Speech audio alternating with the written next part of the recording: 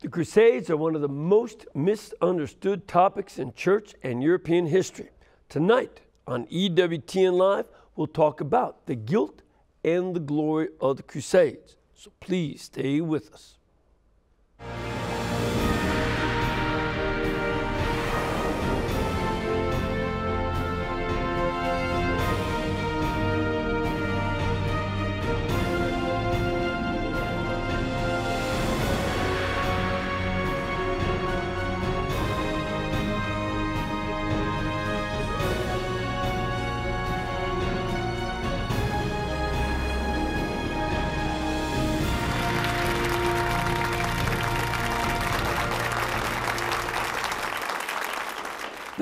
Thank you, welcome. I'm Father Mitch Pacwa. Welcome to EWTN Live, where we bring you guests from around the world.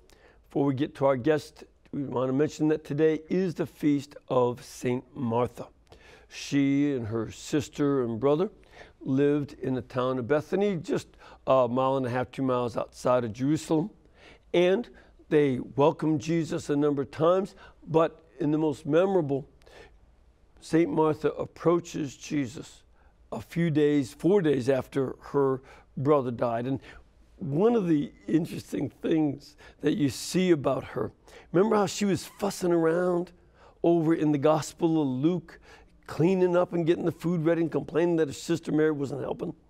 Well, pay attention that when it comes time for Jesus to raise Lazarus, and he says, take away the stone, she's the one who says, oh, Jesus is going to smell. I mean, she's the same character. Even different authors write and show she's the same person. And she is the one who heard from Jesus the more important line than anything about the smell of her dead brother or cleaning the house. I am the resurrection and the life. And those words are something that may have been spoken to her. All of us need to come to Jesus to learn that same deep truth. Well, tonight we have a guest who also is going to be helping us to understand the truth about the Crusades, events that happened in many ways in the Holy Land. He'll help us figure out whether we should apologize for them, as 2 U.S. presidents have done, or should we recognize and the appropriate glory of these truly Catholic endeavors. He is a lecturer of church history at the Notre Dame Graduate School of Christendom College, and he is the author of the book, The Glory of the Crusades. Please welcome Professor Steve Weidenkopf. Good to have you here, Steve. Thank you, Father. My pleasure to be here. So, we're about to step into it because, you know, President Clinton and President Obama have apologized for the Crusades, even though neither one of them did anything, you know, back then, of course. And President Bush was criticized for using the word crusade back in dealing with the Middle East. Why does the Crusades have such a bad rap? Sure, great question, Father. And it's, you know, it kind of stems from this understanding of, it's really an anti-religious understanding of the Crusades. When you go and you look at the history of the Crusades and where these myths about the Crusades come into play, it really first situates itself in the 16th century with the Protestant Reformation. With Martin Luther. He heavily criticized the Crusades because they were a movement from the papacy, and anything with the papacy he was obviously against. And also that Pope Urban II, Blessed Urban II, gave an indulgence for those who went on crusade, so long as they did not want to gain any benefit materially or good reputation. They were just there to serve.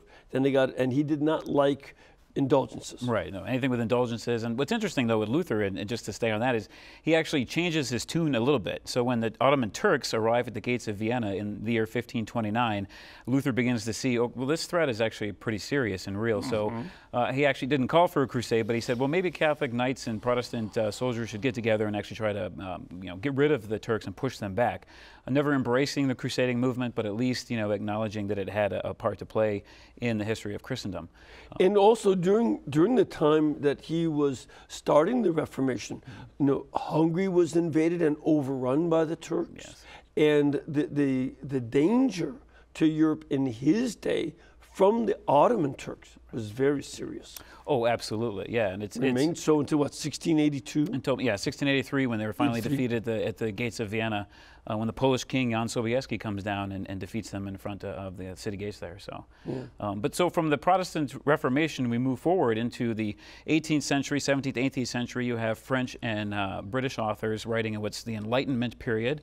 And they take the Crusades, this great movement that Catholic Europe had experienced for over 600 years, and they use them as a means to attack the church. So these were anti-religious writers who want to get rid of the church and her influence in the public sphere. And so they take these events and they begin to portray them in a very negative light. They present what I call the false narrative or the false story of the Crusades. Voltaire was one of the early critics of the Crusades, correct? Yes, yeah. Voltaire is the one who really kind of brings forth this understanding of the Crusades that's very prevalent in the modern age. Of these were superstitious religious zealots, these warriors from Western Europe who had nothing better to do with their lives than to travel 2,500 miles away and kill these peaceful, tolerant, civilized Muslims for money and for greed. It's really him as well as Edward Gibbon who are the ones who kind of paint that modern picture for us. And also David Hume, the Scottish philosopher, was another one of these figures who, which one, didn't one of them come up with the term crusade? Yeah, so it's actually the writings from Hume and Gibbon where we get the term crusade. The word crusade actually is a modern word. It's not a medieval word. You go back in time to the 12th century, the height of the Crusades, and see a knight walking around with a cloth cross on his garment and walk up to him and say, hey, you must be a crusader. He would look at you like you're crazy. I have no idea what you're talking about. Right. At the time, they called themselves, and they were known as cruce signate, or those signed with the cross. Because when you went on crusade, you actually took a vow to go on this armed pilgrimage, and you sewed that cloth cross on your garment as a sign of that vow that you had made to God. And that this, again, was a vow to go and convert Muslims. Is that it? No. That's what the modern world wants us to think and believe, but no. It was a vow that one took initially to go to the Church of the Holy Sepulchre in Jerusalem in order to liberate that from the forces of Islam who had at that time conquered and taken over the Holy Land. So they were not wars of conversion at all. It were wars of actually liberation and restoration of Christian territory and property. See, this is one of the things that hardly any moderns understand. The Holy Land was a Christian country. Absolutely. And had been a Christian country from the late 200s. There's still some pagans there, but it had become increasingly Christian, and certainly all the way until the Muslim conquest of Jerusalem in 638. Correct. Yes. Yes. Yeah. So all that whole ancient territory was in the Holy Land, in North Africa, and Egypt, was all Christian territory. Syria, modern day Syria, into modern day Turkey. Christian territory. Iraq was very Christian. Absolutely. And so from the 7th century, you have that movement of Islam, which is imperialistic and militaristic in its origins, that then goes through these ancient Christian lands and conquers them and subjugates the Christian people. And that was one of the reasons why the Crusades begin in the 11th century, is you have the arrival of the Seljuk Turks from the Asian steppe, who are Muslim, but they're not Arabs, but they're Muslim. They come down, they take over the modern day nation state of Turkey, what was then known as Anatolia, which was a Byzantine province of the Byzantine Empire, and it was a significant blow to the Byzantines. And so those Byzantine Christians, the Byzantine emperor, writes a letter to the West, to the Pope. The Pope at the time was Pope St. Gregory VII, asks him to send forces to marshal knights and soldiers and send them east in order to help him combat the Turks. See, that, again, it's important for folks to understand that the Byzantine Empire had been Christian and went all the way over to the Holy Land. Egypt was part of it. Yes. Much of North Africa went back and forth to some of the barbarian conquerors, but they were also Christians. Yes. And that it's all being gobbled up by these Arab conquerors. Absolutely. And I think another element too, because you also hear a lot, but the Arabs were so sophisticated and these Christians were so backwards. That wasn't true in the Middle East. No, yes. No, not true at all. I mean, actually, that's a common myth. And what you look at the history of that, and you see that many times there were actual indigenous Christians and Jews in these areas that have been conquered that the Muslims, their overlords, then used in order to build, for example, the Dome of the Rock. In Jerusalem, right? That was a Byzantine architect to design it, right? To design it was a Byzantine architect. Many of the writings of medicine and others were written by Jews in Arabic, but who were living in these conquered territories. So it's not this kind of sophistication of the Islamic culture is not necessarily indigenous to Islam at the time. It was something they actually accreted when they conquered these people. In fact, you know, to be very frank, when you read what the Persians said, they couldn't stand the Arab conquerors because they were barbarians. Yes. They couldn't even write their own grammar. A Persian had to write the grammar for the Arabic language, and the first grammar. And that they were just barbarians riding horses and camels, living in tents, and eating lizards, as the Persians used to say, even though they were conquered by them. Sure. And that the flourishing Arabic culture was because of these Christians. Right. That's key. It was the monks, the Syriac monks, who translated books into Arabic for them. Yes. That's key. Absolutely. Yes. Yes. Very much so. Another point that you bring out in your book is that the Arabs themselves, and of course Seljuk Turks, who were not Arabs, they also had their own kingdoms.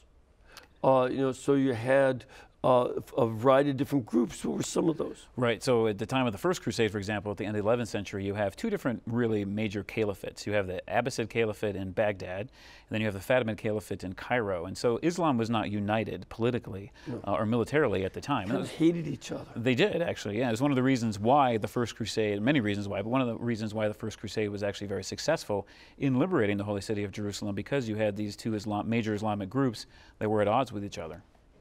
Another point, too, again, a lot of folks in the West don't understand. The first Arab conquerors were very tolerant of Christians. Yes. They called the Umayyads. Right. But the Abbasids of Baghdad, as you mentioned, and the Fatimids of Egypt were not. Different, no. Yeah, so you have, for example, in the early part of the 11th century, you have Al-Hakim, who's the caliph down in Cairo, in the Fatimid Caliphate. He orders the destruction of the Church of the Holy Sepulchre. So this church that had been built by St. Constantine, St. Helena, had been a great church in Christendom and in the Christian world, destroyed. And news of that reached Europe, reached Christendom, and it was, as if it was horrific. Shock when this had occurred. And he persecuted indigenous Christians and Jews horrifically. He was a little deranged, actually, himself. But it was a difficult time for Christians, especially when you get into the 11th century and then later towards the end of the 11th century when the Seljuks come. Even the persecution ratchets it up even more. And even pilgrims who are coming from Christendom to travel to Jerusalem are being slaughtered and harassed as well. You mentioned one group led 12,000 pilgrims led by a bishop. Yes. What happened to them? Yeah, so Gunther, the Bishop of Bamberg, is leading 12,000 pilgrims in the Holy Land, and they get about a day's march or so outside of Jerusalem. Did they have a lot of weapons? Were they well armed? Right, no, these were unarmed pilgrims. Right, before the Crusades, when you went on pilgrimage, if you were a nobleman or a warrior, you had to leave your weapons aside. So you always traveled unarmed in a very penitential manner. And they got to about a day's march outside of Jerusalem, and on Good Friday in the year 1065, they were massacred, all to a man, by the Seljuk Turks. So this, again, news of that reaches Europe, and so there's all this information coming in about what's happening to the Christians in the Holy Land. The Byzantines are asking for help. That all kind of comes into a head there at the end of the 11th century when Pope Blessed Urban II calls the First Crusade. And I think, a better way to understand what gripped the Europeans is, the feelings that we had after the attacks on 9/11, when 3,000 citizens were killed by these attackers. And, what a shock. Well, imagine 12,000 in a couple days are killed. Right. It's a shock. Absolutely. And that gripped the imagination of Europeans. It did, and when you read the charters that these individuals, these knights left when they went on crusade. So crusading was extremely expensive, right? War is expensive. We know that in our own day and age. It was true then as it is true now. It's estimated it cost a knight 4 times his annual income to go on crusade. So many of those on the first crusade had to sell their land, their only source of wealth. Families would band together and sell their land so they could send one son on crusade. So when they leave us these charters, which are these kind of real estate transactions, which say, I, Odo of Burgundy, give this amount of money or give this land to this monastery for this amount of money. And then in those charters, they write why they're going to Jerusalem. And they really list 3 main reasons. And well, really one, that's love, but it was love of God, love of the church. The Pope had asked them to do this, number 1. It was love of their fellow Christians, those in the East that are being persecuted, as we've been talking about, and then love for themselves, really, in terms of being concerned for their salvation. Since Urban promised them the indulgence, it was a unique opportunity spiritually for them to engage in that activity and to receive that spiritual benefit, and so they did so. And I think that's very important, to understand, to deal with the myth that they went there to make a lot of money. They lost what they had in order to go. Yeah, most of them came back, those who lived, came back, they were more impoverished than when they left. So there wasn't really any major material benefit from doing this, despite these myths, as you mentioned, that were promulgated about that. I mean, you still hear that today. And one of the things I remember learning when I was going through my undergrad was this kind of theory that in Europe, the reason why the Crusades happened was you had this population explosion in Europe, and so you had all these 2nd and 3rd and 4th born sons running around Europe fighting each other because they couldn't inherit any territory or material wealth. And so in order to get them to stop fighting, the church marshaled them all together and sent them east to fight the Islam and to gain territory and possessions over there. Right? That's a complete myth, because one historian in particular, Jonathan Riley Smith, has looked at the data of those who left, these charters I mentioned earlier. And what he found was quite fascinating. It wasn't the 2nd, 3rd, and 4th born sons who left and went on crusade, but really it was the firstborn sons who overwhelmingly went. So those who actually stood the most to lose materially were the ones who responded heavily to the call. A good example would be Richard the Lionheart, whose younger brother, John Lackland, is the villain of the famous Robin Hood stories. Right. But John Lackland, the younger brother, youngest I think, of the 3 brothers, stayed behind, while Richard the Lionheart was the one who took the risk and suffered a lot along the way. Absolutely. Yeah, Richard, King of England at the time, had extensive land holdings in Aquitaine and in France as well, and a very rich monarch.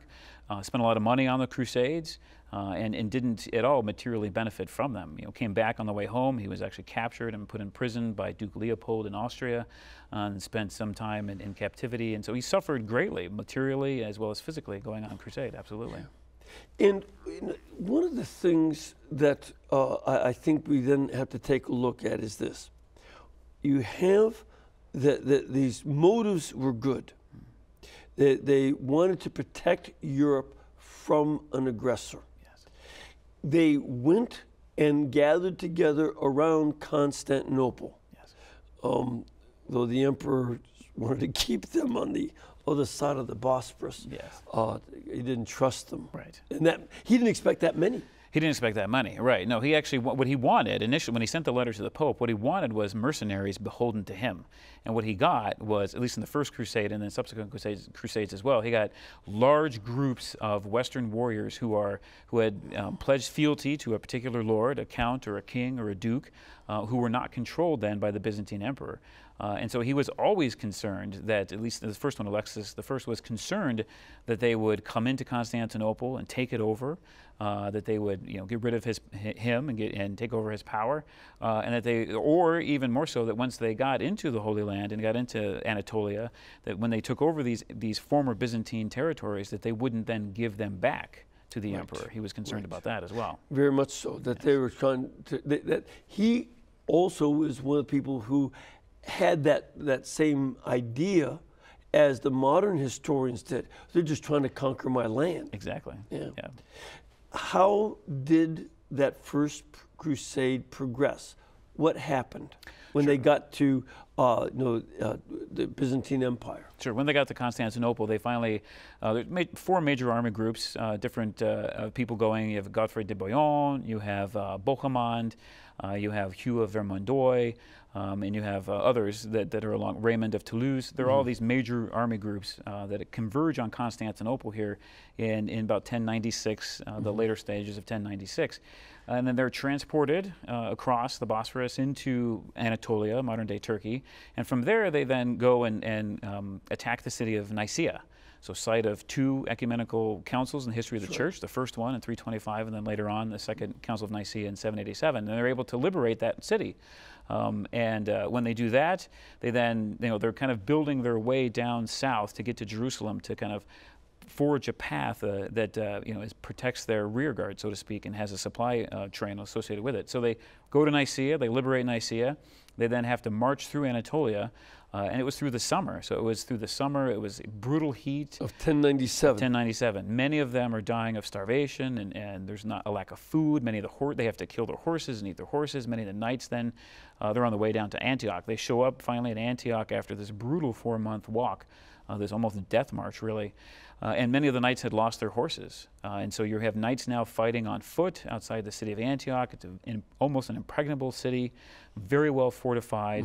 They're finally able to get into Antioch. They know there's a Muslim relief army that's coming to defeat them in front of the gates of Antioch. They're able to finally get into the city through some kind of subterfuge, really, with Bohemond. They tricked the guy. They tricked the tower guard to open up the tower and get them in. They got into the city finally, just in the nick of time. 24 hours after they got into the city, the large relief force shows up under Karaboga, and now those who had been besieging the city become the besieged.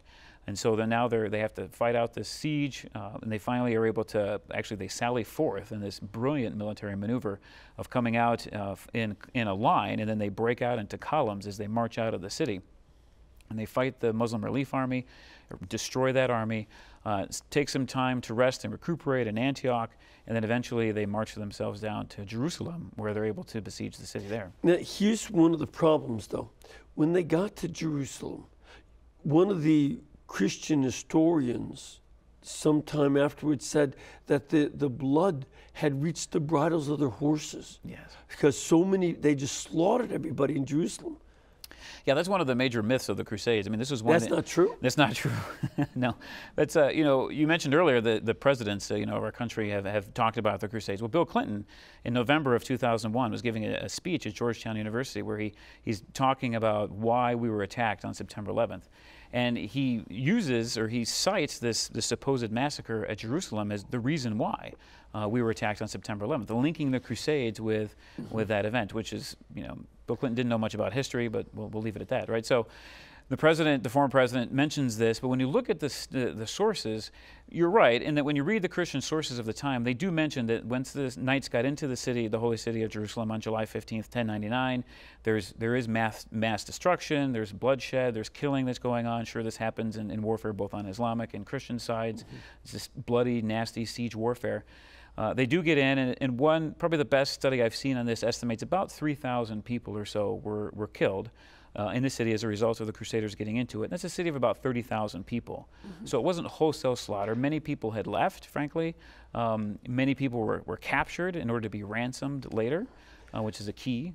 Exactly. That's right. And so when you read these chroniclers that say, this blood up to their ankles or to the bridle of their horses, what that really was, what these chroniclers were recording was not, a factual eyewitness account of how many people were being killed or how much blood was being shed. We're used to in the modern world, press reporters being embedded in military units, and we get the kind of on-scene, very, very detailed reporting. That obviously wasn't the case in the Middle Ages, in the medieval period. But with these chroniclers... they were blessed. They were blessed. They didn't have newspaper people. Didn't have to deal with CNN and the 24 news cycle. But what these chroniclers were doing really was providing a scriptural imagery. So when you look at, for example, Revelation 14:20, you read it's the time of the four angels being unleashed on judgment on the earth, and it talks about blood. They go across the earth and in judgment, and so much blood is being spilled that it's up to the bridle of the horse of one of the angels. And so medieval people, when they read that chronicler, or heard that chronicle read, they would know that this is biblical imagery, meaning that it's God's judgment on the heathen, God's judgment on the unbelievers, not a factual account. And there's also a certain element of seeing the success there as being an apocalyptic type of victory. Exactly, absolutely, yes. Yeah. Another thing too that a lot of folks don't know is very frequently, as the Christians did gain control over a number of cities and territories in the Middle East, they became allies with a number of the Muslim princes against other Christians who were allied with Muslim princes. It wasn't, when they started fighting amongst themselves, it wasn't over religion, was it? No, it wasn't over religion at all. I mean, you have the first Crusaders who liberate the city, then most of them leave, frankly, because again, the Crusades were an armed pilgrimage. So just as you and I would go on a pilgrimage to Jerusalem or Rome or other places, we go, we venerate the shrine, we leave. We go, we visit the church, we leave, we go home. The same thing is true for these Crusaders. So most of them go, they leave, they go home. Some are left, and they create what we call later, were known as the Crusader states. They didn't call them that at the time. But basically it was a series of feudal territories that they established. And those who stayed in the Latin East knew that they had to work with their Muslim neighbors in order to preserve their security, in order to have economic prosperity. And this was actually a source of great tension between some of the rivals that would come from Europe and further crusades and in continuing campaigns would come and see the Latin East Christians working side by side with Muslims. You'd have the Christians from Christendom coming over and say, what are you doing? What's going on? They didn't understand, the need to have to be able to work side by side. Yeah, the Spanish, who did not go to the Middle East, they stayed in Spain, but they did the same thing. El Cid and others had allies among the Muslims because there were some people who were, just like we do in the modern world. We look to places like Jordan and Egypt as allies against groups like ISIS.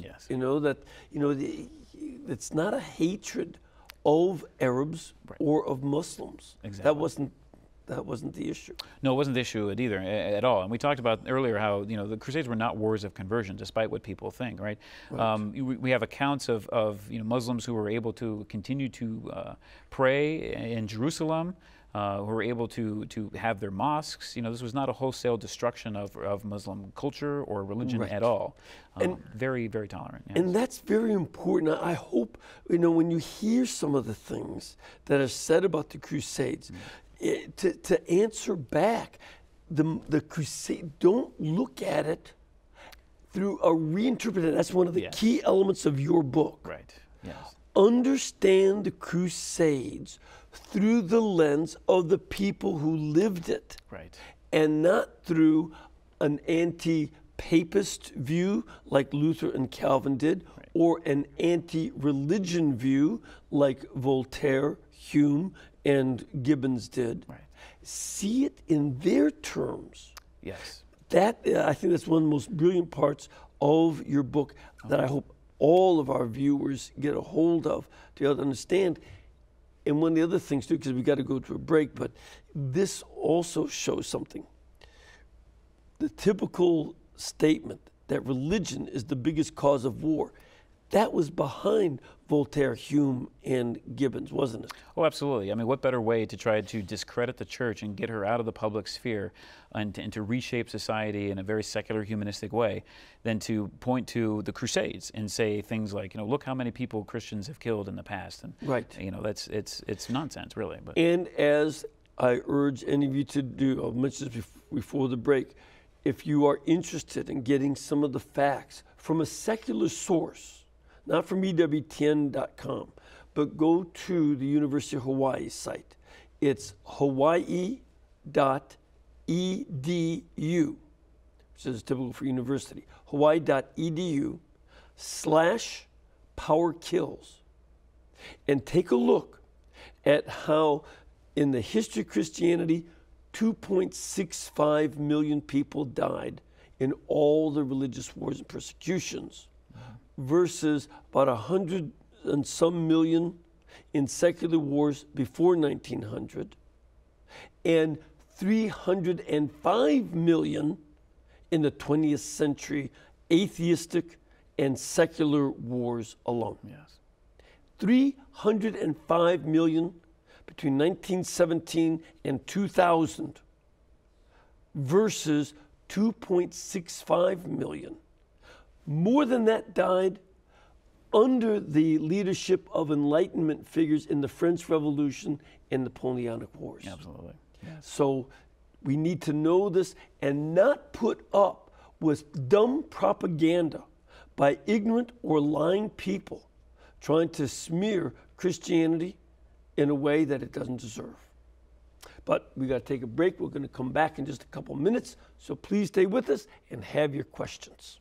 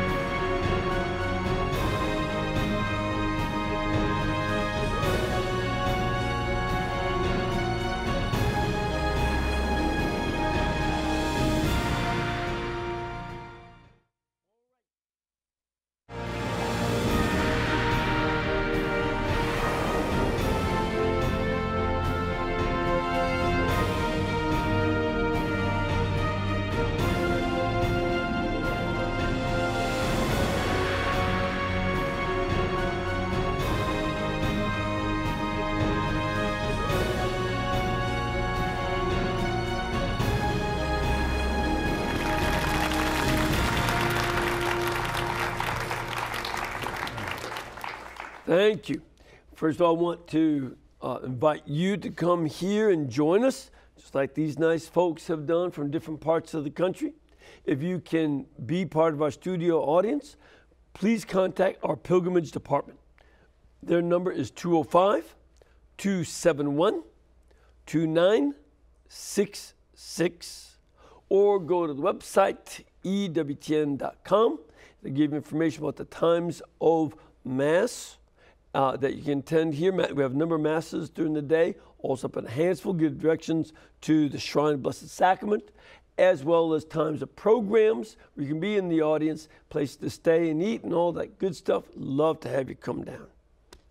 You ready for some questions? Absolutely. Let's go. All right, let's see what we've got. Let's start off with James. Hello, James. Hello. Hi, where are you from? Pennsylvania. Good to have you. And what is your question? Well, first of all, Father Mitch, let me wish you a happy St. Ignatius Day on Friday. Thank you. Thank you. But my question is to the guest. In your judgment, are the Crusades, would you consider them just wars? And please elaborate why or why not. Thank you. Great, James. Yeah, fantastic question, James. Thank you. So definitely the Crusades would be considered a just war. You look at the criteria that the church has for just wars. You look at that one of the criteria, there has to be a just cause for entering into the conflict, into the war, and that can include defense against past or current aggression.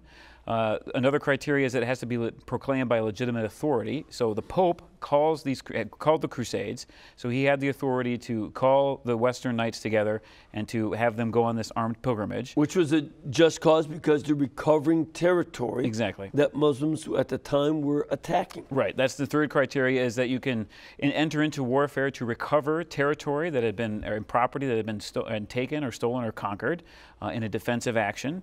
And then the fourth is the right intention of the individuals who are participating. So you have to have the right intention. And those Crusaders who went, the vast majority of them, as I mentioned earlier, went because of love. They had love for those who were being persecuted in the East, their fellow Christians. They had love for God and the church. The Pope had asked them to go on these crusades. And then they also were concerned for themselves. So they were going not just to participate in war or just to kill indiscriminately or to gather wealth and greed and money, rather, but they went because of the spiritual benefit that was given to them, the indulgence. Yeah, and as a matter of fact, they could not get the indulgence if they went there for glory or greed. Exactly right. Another thing, too, to keep in mind, in Steve's book, James, there is a wonderful section on how, what were the sources for the just war theory that St. Augustine used and others have used, and he sees that development through history. So a natural law approach Exactly. towards understanding the just war. Yes. And it's very nicely laid out. It's well worth studying if you need to. But thanks for the St. Ignatius Day greetings, by the way. This year is the 500th anniversary of St. Ignatius writing the spiritual exercises. And beginning this July 31st, the Feast of St. Ignatius, they're celebrating the anniversary of that and urging people to make the spiritual exercises of St. Ignatius. A little side. Yes. Sir, where are you from? Birmingham via Detroit, Father. Wait a minute. Detroit, Did you Michigan. come from Detroit down here to Birmingham? I did. Years ago, I went to St. Bernard. Okay, all right, there you go. And your question is? Thank you. Thank you.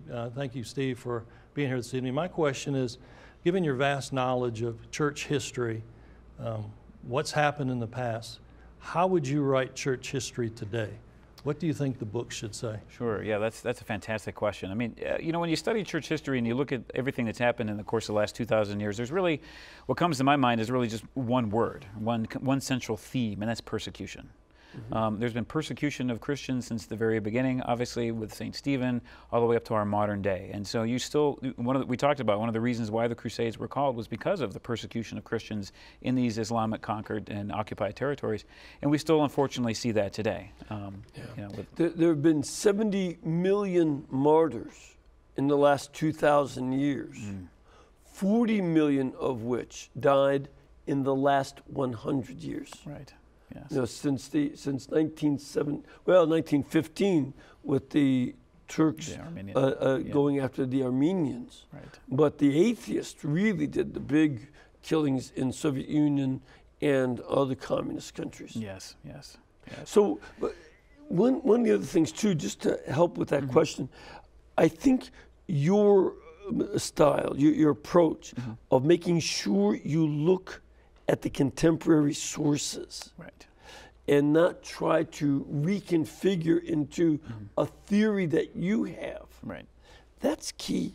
That was very key. I mean, it's what Hilaire Belloc, the great British Catholic author, historian, wrote. He said that we can't read backwards into history. Right? We can't look at history. I mean, we can look at history from our perspective, but it's better and best really to look at history from that contemporary perspective. View it from the lens of those who actually participated. And that's one of the beautiful things, one of the fantastic things actually about recent Crusade scholarship, is that over the last generation or so, last 40 years, we have a whole slew of authentic Crusade historians who have done just that. They've kind of helped them pose the question, why did these people go? Right? What was it that motivated these warriors to do this? You know, to go on such an arduous journey, risking certain death, and it helps lead one to a more authentic understanding, that realizing that this was an age of faith. Not that everybody in Christendom at the time was a saint, obviously, but that they made radical life decisions based in their faith in Jesus Christ. A radical decision to go on crusade was motivated primarily again by faith. And it's important in that light to read the Crusaders' own chronicles of what they wrote, as well as the Muslims' chronicles. They also wrote histories and chronicles. They did. And reading those, I have found very, very interesting as well. Yes. Very important to understand both sides. Absolutely. Sir, where are you from? I am from Greenbrook, New Jersey. Good to have you here. And what's your question? I'm wondering how many crusades were there actually, and when and why did they stop? Great. So excellent question. Yes. Thank you. So ultimately, historians date or number 8 crusades in essence. And when we talk about to the Holy Land. 8 to the Holy Land, yeah. So crusading, as I mentioned earlier, crusades take about 600 years, 700 years in church history. And so it's a movement really that evolves over time. And so you have various forms of crusades. When we talk about the Crusades, most people think about the Crusades and those campaigns against Muslims in the Holy Land or in North Africa, and of those there were 8. But there are also other types of crusades, other forms of crusades. There were crusades against the pagan tribes in what are the Baltic states of Europe, so Lithuania, Latvia, Estonia. There were crusades in the south of France, the Albigensian Crusade in the 13th century. There were even crusades against the enemies of the church, for example, the Holy Roman Emperor Frederick II, as well. So different forms, different movements, and why the Crusades stopped. Ultimately, the last crusade you can date to about the 17th century, late 17th century, with the gates of Vienna, when Vienna is defended against the Ottoman Turks in 1683. That's really you can look at it and see as that's the last really major kind of crusading activity. And for folks to understand that, it's not that the Christians went to attack Istanbul. No. There were 100,000 Turks surrounding Vienna. Right, and they actually broke a peace treaty in order to get there. They had a peace treaty with the Holy Roman Emperor Leopold I at the time. There was a 10-year or so treaty, and it was supposed to expire in 1684. Well, the Muslims decided, the Ottoman Turks decided to break that treaty an entire year before it was set to expire and invaded the territory of the Holy Roman Emperor. And as you mentioned, it was King Jan Sobieski of Poland who arrived with troops to help. The city was ready to surrender. It was about ready to fall, and he arrives around the city around September 9th and engages in battle actually on September 11th, 1683. It was kind of the high watermark of the Ottoman Empire. And actually, interestingly, Sobieski stops and prays at the shrine of Our Lady of Częstochowa before he leaves Polish territory on his way down to Vienna. So he entrusted his campaign to the intercession of Our Lady. And one of the, I remember reading about the charge that they had a large banner of the Blessed Mother, and they just charged into the Turkish camp, and they all ran. They did, yeah. His famous winged hussars came down the Kahlenberg Mountain and just decimated the Ottomans outside the city, yes. And then 2 years later, the Turks sent another 100,000 men to invade, and they were defeated, and that was it. That was the end of the Turkish Empire's expansion. Exactly, yeah. From then on, from the late 17th century on, they begin to fall back closer and closer to what is now modern-day Turkey, and then eventually in the 20th century, they side with the wrong side with the Germans in the First World War, and then after the First World War ends with the Allied victory, the Ottoman Turkish Empire is disbanded. Right, right. It's and they didn't just fall; their land was taken. Yes, I mean Peter the Great of Russia kept taking it. The British saw how easy it was. The French and the Italians saw how easy it was. They all started just taking, the Ottoman Turkish Empire and collapsing it. Exactly. We have another phone call. Hello, Marianne. Hi, Father Pacwa. How are you? Fine. And what's your question? My question is, I'm very fascinated by the history of the Crusades. I've read many books and seen many documentaries. And my question for your guest is the Cathars. You hear so much about the Cathars, and I'm curious, because many historians have vilified the Catholic Church in their persecution of the Cathars. So I'm curious, were the Cathars that big of a threat to the Church? And has the Church been vilified more so than they should be in their dealings with, for lack of a better word, their dealings with the Cathars? And I thank you so much, and I'll hang up now. God bless. Bye. Thanks. And the Cathars are whom? So the Cathars were a heretical group in the south of France. They're also known as the Albigensians, so you can use the terms interchangeably. But this is in the 13th century, so they're centered around the town of Albi, also the town of Toulouse in the southern part of France. And they're kind of a dualistic heretical group. So they're Gnostics in essence. They have this understanding of a God that was good, the God of light, and a God of bad or evil that was the material God. So material things are bad, spiritual things are good. Right, that they hated everything physical. Yes, right. Yeah, exactly. And so one of the reasons why they were so, why the heresy spread, and why it was actually a big threat to the church, was because unfortunately, you had some malformed clergy in the south of France that weren't living in accordance with their vocation, and so you had these Cathar who were walking around who lived on the external. They lived this very kind of seemingly holy life, very simple life. They fasted regularly.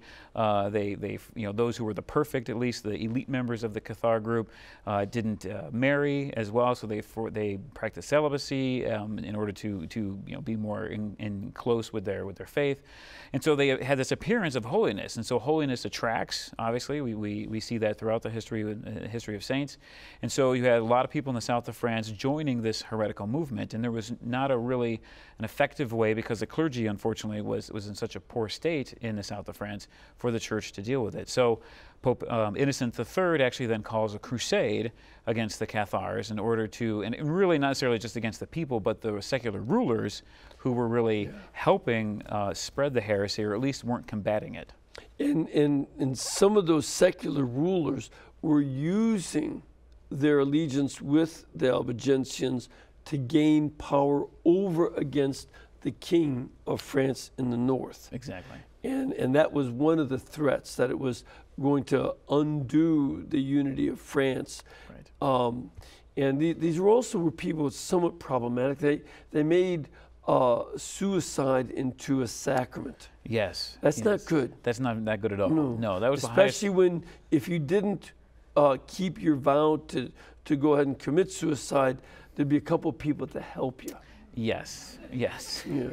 You sort of call that murder. Yeah. Kind of hard to get members like that too, as well. You know. Yeah, But yeah. So they had a recruitment problem. Yeah.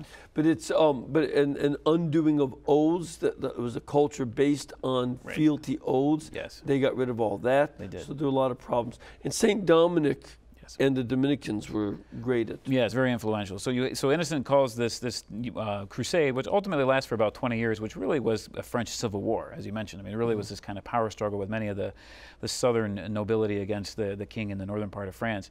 Eventually, it ends with a peace treaty, but the heresy persisted, and how it finally is eradicated is through the institution of the Inquisition. Really, is when you have these medieval inquisitors that are instituted in 1231, and they come down, mostly Dominicans, and they're able to root out the heresy through the preaching of the truth, and in giving up the Cathars and Albigensians opportunities to repent and to be restored to full communion with the Church. We have another question from our studio audience. Young lady, where are you from? Missouri. Good to have you here. And what is your question? What were the Muslims trying to gain besides territory? So what did the Muslims try to gain besides territory? So besides territory, what Muslims were trying to gain when they conquered this ancient Christian territory were converts. Was the spread of Islam. And that's really one of the distinctions when you look at, many people think, well, what's the difference between the Crusades and jihad, for example? They seem like both violent. That was one of the points that the President Obama was trying to make. Exactly. You know, back in May of this year. Right. Right. There's no. Right. He made the comment. There's. There's no distinction between ISIS and the West. And we should look at our own history and look at the Crusades, for example, as something akin to what ISIS is doing, which is ridiculous. But really, what Islam was trying to gain was converts. I mean, Islam has this understanding of really the world in kind of two different camps. It's called the House of Islam, all those who are... Dar al-Islam. Right, and then you have the House of War. Dar al-Harb. Right, is the other side. And so from the very beginning, Muhammad creates this dichotomy of this worldview of two different camps. And so it's incumbent upon those in the House of Islam to bring those in the House of War into the House of Islam by violent force through jihad. And so it's an obligatory and a mandatory teaching, the foundational tenet of Islam. And jihad is always offensively oriented, and it's considered a good. Whereas Christian holy war, the Crusades, are different. The Crusades were defensive in nature. They were in response to aggression, never aggression on their own, in response to aggression. And it was always voluntary. You know, the warriors didn't have to go on crusade. It was always a voluntary undertaking. And so you have that, and then it was defensive, as I mentioned, in nature. So, and it's not obligatory in contrast to jihad in particular. And you see when, for instance, not so much the Seljuk Turks, but when the Ottoman Turks, another group that came later on and finally did conquer Constantinople in the 1450s. Yes. They would go throughout their realm and force 10% of the Christian boys. Right. And they would only take Christian boys, force them to become Muslim and become part of the Turkish army. The Janissaries, they were called. So, you had that that was one of the other things they were doing, increasing their army and increasing greater land. So this was, the variety of things that were going on. Absolutely. I mean, not only Janissaries did they have the boy tribute, like you mentioned, but the Ottomans in particular would go throughout the Mediterranean, raiding Christian villages, capturing Christian, especially men, and forcing them, enslaving them to then be oarsmen in their galleys in order to row their ships and to feed their naval force. So it was oriented from that perspective as well, is to increase their naval power through enslavement of Christians. Right. That was one of the reasons the United States went to its first foreign war on the shores of Tripoli in the famous Marine hymn, because they were capturing Americans and forcing them to work on their galleys. Sir, where are you from? Missouri. Are you related to that other person that was right in front of you? Uh-huh. Thought that you looked alike. So, what is your question, young man? What was the Children Crusades all about? As someone who understands the children's side of things, yes. What was the Children's Crusade? That's a fantastic question. The question always comes up when you talk about the Crusades. And so it's always hard for Crusade historians to kind of talk about the Children's Crusade because you have this, people always have this image. Whenever they hear the term Children's Crusade, they have these images of toddlers running around with broadswords, joining the crusading movement and trying to kill Muslims, which didn't happen at all. But that's the image, right? The mental image that people have sometimes. So really what the Children's Crusade was it was a youth movement, really a migratory youth movement that first began in the 13th century in the year 1212 around the Chartrain region of France, up near Paris in the town of Chartres, where the great cathedral is. And so it was, the first leader was this individual named Stephen of Cloy, and he was really a shepherd. And what he did was he believed he had a vision from Christ, who had given him these special letters that he was entrusted with to give to the King of France, Philip II Augustus at the time, in order to convince him to go back on crusade. He had previously participated in the Third Crusade, King Philip, and to go back on crusade and recover Jerusalem. And so that was initially how it started. He gathers some individuals. They were youths. They're called children, but that's really a misnomer. They weren't children. They were young adults. They were adolescents mostly, in their teens, right? Not little toddlers or children running around. They actually make their way to Paris. They make it known they want to see the king. The king, through his representatives, doesn't meet with them and tells them that they need to disband. And many of them do, but some don't and continue on. And they actually cross over into Germany, modern-day Germany, and they go to Cologne, where another very charismatic ruler, or leader rather, named Nicholas of Cologne, gathers up German children, or German families, other young adults and adolescents as well, and tries to marshal them and walk down with them to Rome to meet the Pope, and the whole hope of trying to get to Jerusalem. But so these were not children per se, right? These were more adolescents and teenagers, and they were not technically a crusade. It wasn't something called by the Pope. It was not. It was a kind of an organic youth movement. Yeah, their own initiative. In their own initiative, and everyone who went they didn't carry weapons. They weren't soldiers that went. These were mostly shepherds and young people. They were on a pilgrimage. They were on a pilgrimage, in essence. Exactly. Yeah. Okay. We have another caller. Hello, Marilyn. Hi, Father Mitch. Hi. How are you? Fine. What can we do for you? Real good. Well, thank you very much. Love your show. I just wanted to say something. I wanted to see what your comments are on this. There's probably the elephant in the room. He's probably somewhere in the back row there. And, here's the thing. We lost her. I think she's going to ask, should we have people go over to the Middle East to start a crusade today to protect the Christians there? Sure, that's that's a question that's kind of hard to answer, but in some sense, in essence, I think really the simple answer is Christians in the Middle East who are being persecuted need to be protected. That's true, absolutely. Yeah. Is the crusade the right vehicle with which to do that? No, because you have to understand the Crusades were a very specific movement in a very specific time in our history, in a very specific situation, geopolitical situation of the church as well, and those conditions don't exist now in the modern world as they did in the medieval period. So, and a question from our studio audience. Ma'am, where are you from? I am from Long Island, New York. Good to have you here. Thank you so much. Yeah, how have the Crusades influenced the way religion is perceived in contemporary society? So, we have about a minute. Sure. Yeah, so the Crusades have obviously what we've been talking about in terms of through the writings of the secular humanists and the Enlightenment, the Crusades have been used to negatively impact or illustrate the impact of religion in the world, which is again not true, but unfortunately that's how people have used them in this misinformation and in this misdirected campaign of this false narrative. And they generally portrayed Christianity as the aggressor. Yes, right. Against Muslims who are just defending their own country, whereas it was not the case. Not the case. That the Muslims had invaded Christian lands and were in the process of still doing so, and the Christians were responding. Exactly. So that's and it is part of Muslim theology that if you do conquer territory, you may not give it up, right? And you may not sign a peace treaty. You can sign an armistice until the next conflict, the next jihad. Exactly. Right. Again, want to recommend your book because we've run out of time here, but it's called The Glory of the Crusades by Steve Weidenkopf.